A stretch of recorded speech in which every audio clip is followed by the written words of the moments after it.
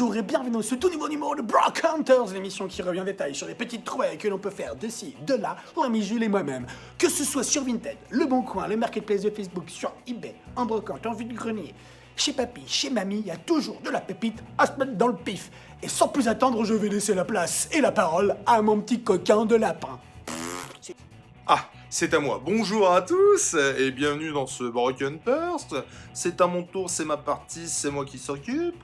Aujourd'hui, je vais vous parler de Black Magic, tome 1, de Greg Rucka et Nicolas Scott, et comment vous dire que ça a été une grosse clacasse. Parce que ce tome, je l'ai déjà lu, et mon Dieu que c'était bien. Alors, déjà, les dessins. On est sur du noir et blanc un petit peu sépiaisé, j'ai envie de vous dire.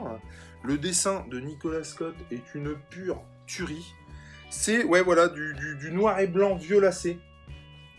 Moi j'aime beaucoup, vraiment, je connaissais pas du tout, pour être très honnête, ce dessinateur, et je trouve que ça le fait, mais de ouf. Ça correspond tout à fait à l'ambiance du scénario pondu par Greg Rucka. Alors Greg Rucka, Lazarus, Gotham Central, du bon, du très bon, j'ai envie de vous dire.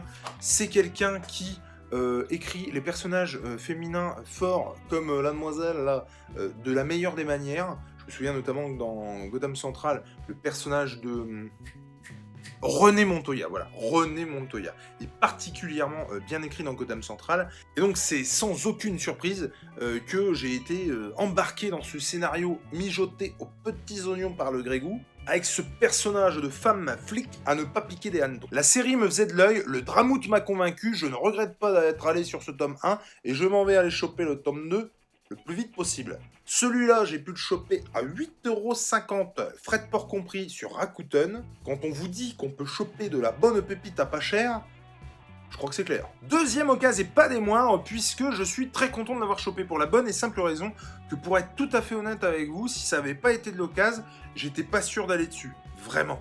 Alors il faut savoir que je suis très fan de la série des Tortues Ninja, éditée chez iComics. C'est une pure tuerie. Alternant les épisodes calmes, développant les personnages, et les épisodes bien bourrins, bourrés d'action, cette série m'a époustouflé, j'ai surkiffé. Alors par contre, quant à moi, pour avoir pris le 1 quand il est sorti à 5,90, c'était chaud patate, déjà je comprenais pas forcément, et puis moi ça m'avait pas emballé, même sur les dessins c'était pas ouf. J'ai attendu plusieurs semaines et c'est sous les conseils de mon G favori que j'ai pu me lancer dans le 2 et le 3, je crois que c'est la bataille ou la guerre de New York, je sais plus. Et franchement je ne regrette pas du tout mon investissement, puisque à l'époque j'avais chopé le 1, à 5,90, j'avais tout de suite acheté le 2 et 3, j'étais pas allé dessus tout de suite, parce que vraiment le 1 m'avait pas super convaincu. Mais alors le 2 et le 3 m'ont mis une claque. J'ai adoré ce truc, vraiment. Et je continue, bon an, mal an, au fur et à mesure, je crois que j'en suis au 6 ou 7. Et vraiment, j'adore cette série, vraiment, elle est vraiment super cool. Elle est cool, en fait, il n'y a pas d'autre mot. Elle est fun, elle est cool. Je passe un bon moment. C'est une recette détonnante. Bref, comme je vous le disais, celui-là, je ne serais pas allé dessus pour la bonne et simple raison que je crois que iComics l'a édité en hors-série, alors qu'il fait partie intégrante de la série, même si c'est un truc, un arc à part apparemment. Ils ont fait le choix, iComics, de l'éditer à part, et donc de pas le mettre à l'intérieur de la série régulière, j'ai envie de vous dire. Le secret du clan foot ? L'histoire secrète du clan foot. On en entend parler dès les premiers tomes, je crois, dans la guerre de New York, là encore une fois, je sais plus si c'est le tome 2, 3 ou 3, 4. Non, c'est le 2 et 3.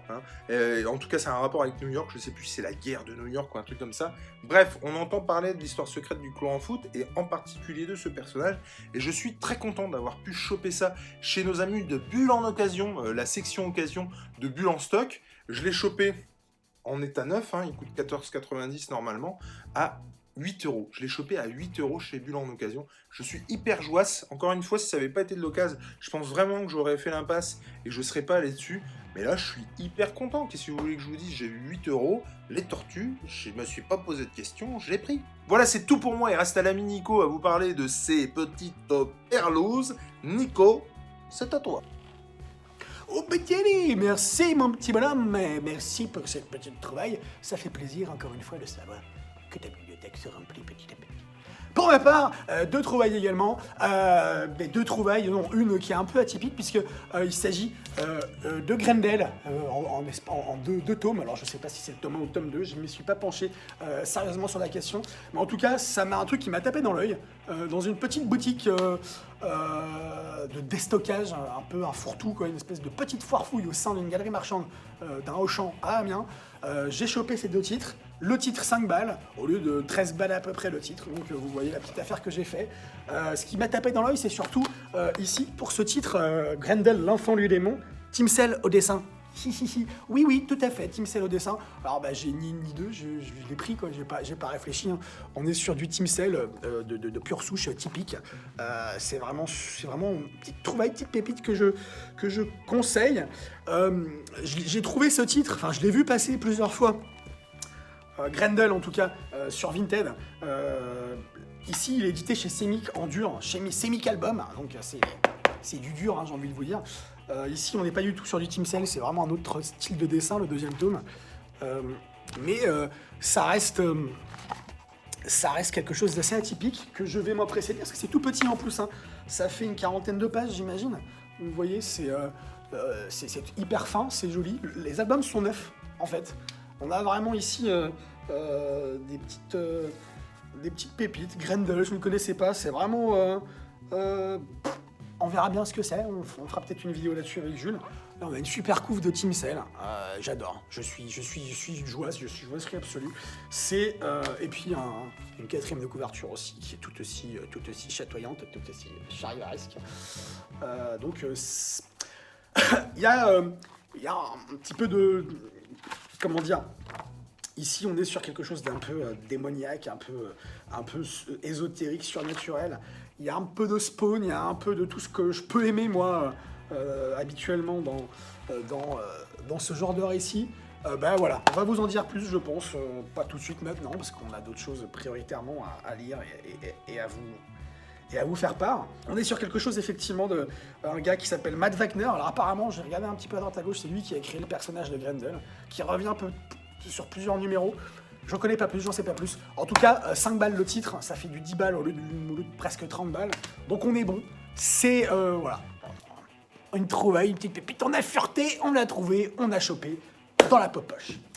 Le deuxième titre, vous n'êtes pas sans savoir encore une fois qu'avec l'ami Spider-Man, on essaye d'étoffer notre collection de comics autour de Spawn. Et Delcourt a eu la mauvaise idée, il y a quelques années, de sortir des hors-séries. Alors c'est pas ça la mauvaise idée c'est d'avoir arrêté l'édition, quoi. C'est-à-dire qu'on trouve nombre de ces hors-séries à des prix défiant pas toute concurrence, au contraire à des prix qui défient en fait la décence, j'ai envie de vous dire, parce que quand le titre neuf il coûte 15 ou 16 balles et qu'on le retrouve sur Vinted ou sur eBay ou sur le Bon Coin à 40 ou 50 balles, on se dit c'est pas possible. Et forcément, quand on trouve ce titre d'occasion au prix du neuf, on saute dessus. C'est le cas de Spawn 200 et d'ombre. Là, c'est un titre, c'est pas Todd McFarlane qui est sur le titre, c'est Alan McElfroy, Ashrel Wood et Paul Jenkins, qu'on connaît très très bien, Paul Jenkins au dessin. Donc on est sur du Spawn. C'est un dessin qui est hyper atypique. Enfin, faut se le fader le dessin. Moi, j'aime beaucoup, hein, mais faut vraiment se le fader parce que c'est pas du tout ce qu'on a d'habitude. C'est du très bon. C'est un premier hors-série que j'ai chopé. 15 balles et 3 balles avec les frais de port, et en plus avec les frais de port, donc ça fait du 18 balles, il me semble, 18 euros. On est à 2 ou 3 euros de plus que le prix du neuf, mais voilà, il fallait le prendre parce que d'habitude 200 et donc on peut le trouver à 20, 30, 40 balles, c'est vraiment n'importe quoi. Donc je suis super joasse d'avoir trouvé ce titre. Delcourt, s'il vous plaît, il me semble que vous allez rééditer en intégrale les hors-séries. C'est trop tard, hein, je les ai chopés. Alors il m'en manque peut-être un, je sais pas, mais c'est trop tard. Elle va coûter combien l'intégrale ? 15, 30 balles. Si elle coûte 30 balles, je l'achète. Mais en tout cas, j'ai voulu me les choper en tome unique, toutes les intégrales. Il y en a certaines qui sont introuvables. Introuvables à des prix décents, hein, parce que j'ai envie de vous dire, là, 30-40 balles, c'est décent, parce qu'on a le Violator, par exemple, qui part à 80-90 balles. Il y a les Architectes de la Peur, aussi un autre hors-série de Spawn qui part, lui, à 60-80 balles. Il y a aussi l'intégrale de Hellspawn, il me semble, qui est pareil, qui on l'a trouvé à 100 balles, à 75 balles, alors que ça coûte 35 balles neuf. Donc bah là, je suis content. On se fait avec l'ami Spider-Man, on essaie de choper ce genre de numéros. Alors lui, Spider-Man, il a déjà tous ses hors-série. On est en train d'essayer tous les deux de se choper aussi en VO, les numéros 100, 200, 300, pour les avoir, parce que c'est des numéros emblématiques et c'est une série qui perdure, qui continue. On est en ce moment au numéro 320 ou 319, il me semble. C'est mortel, Spawn. Donc, j'ai envie de vous dire que c'est vraiment super bien.